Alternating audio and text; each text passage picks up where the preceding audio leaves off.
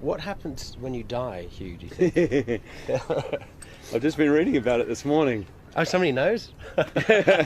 Somebody wrote a book about it? Yeah, it's called the Bhagavad Geeta, and I was just reading it today. And I remember reading this thing, and it tells you what to do at that moment of death. And I remember thinking, oh man, this is like a fairy tale to me, because I've never actually faced a moment of prolonged knowing I was going to die, or thinking I was going to die. I haven't had that moment yet. But I have had a glimpse into what it will be like for me. I was researching this movie, The Fountain. I play a brain surgeon, so I was invited in to see some surgery.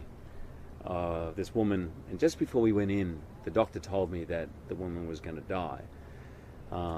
It was a recurrence of a tumour, and it was the size of he said almost the size of a tennis ball in her brain. He said, we're going to operate on it.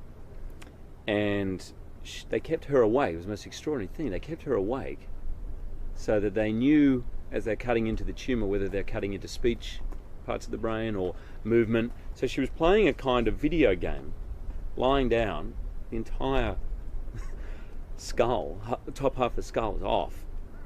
And they're cutting in and they're asking her questions. She has to play this video game. But I've gone past the point.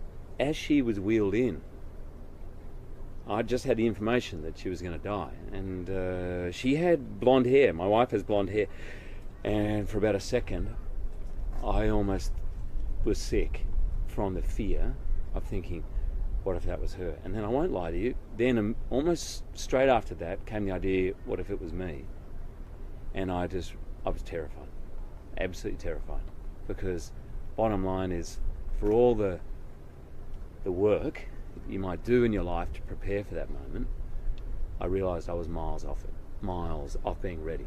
I mean, I think if I could aspire to anything, that great story about Socrates on his death, when he'd taken the poison, and the poison was going through his body, and he's explaining how it's going up his body, and he's starting to go numb in his feet, and his disciples, I suppose, for want of a better word, are crying, and he turned to him and says, why are you crying? I've prepared my whole life for this moment. And he was fine with it. He was absolutely fine. And in fact, quite calmly explaining what was going on in his body, because he wasn't attached to his life in the same way he wasn't attached to death. I think death, you said at the beginning of this interview, you said, I'm going to ask you a very simple question. What is God? And I think death is as simple as that.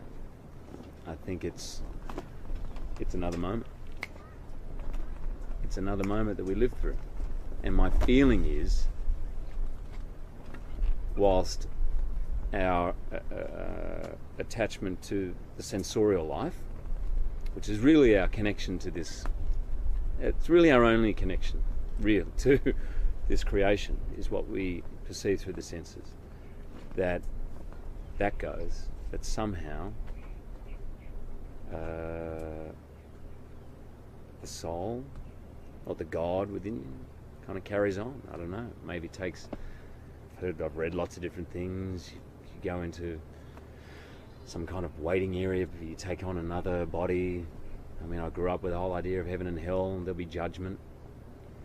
And I think there probably is, but I think it's just more simple, cause and effect. Whatever happens beyond death will be due to what's been going on in your mind at that moment of dying. What about the concept